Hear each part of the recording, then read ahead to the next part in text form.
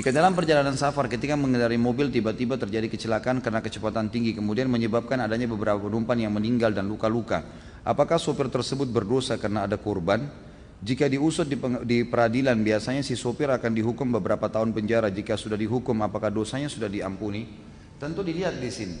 Dia cepat itu memang cepat yang normal biasa, nggak ada masalah, terus terjadi kecelakaan ban tiba-tiba meledak ya, rusak dan seterusnya, itu lain, itu nggak ada dosa. Tapi kalau dia maksudkan, memang dia maksudkan, dia sengaja melakukan, kan dia tahu niatnya. Kalau dia niatnya maksudkan berarti dia menjadi penyebab dosa di sini. Ada yang mati, ada yang luka, ya dia berdosa, pastinya begitu, pastinya begitu. Kalau ada orang sudah dihukum di dunia karena perbuatannya, tetap kita kembali kepada hukum syar'i.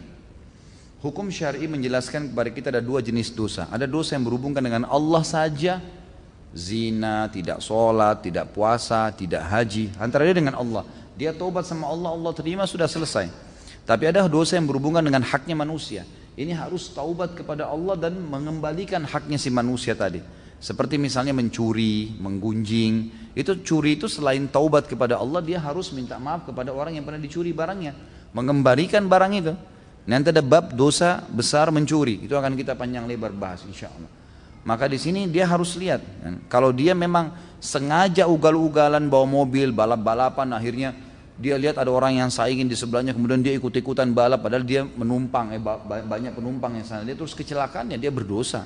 Ada yang terbunuh, ya dia penyebabnya. Sama kasus tadi sudah kita berikan contoh-contohnya. Itu berarti dia dapat dosa di situ. Masalah dia dihukum di sini, dia dihukum penjara, apakah sudah lepas hukumnya di akhirat? Tentu tidak. Secara akhirat tidak lepas, karena untuk melepaskan diri di akhirat dia harus minta maaf sama keluarga-keluarga orang yang terbunuh ini. Di antaranya dalam Islam dia harus bayar denda. Dia itu tergantung yang disepakati oleh peradilan Islam yang ada di sekitar tempat atau tempat dia tinggal.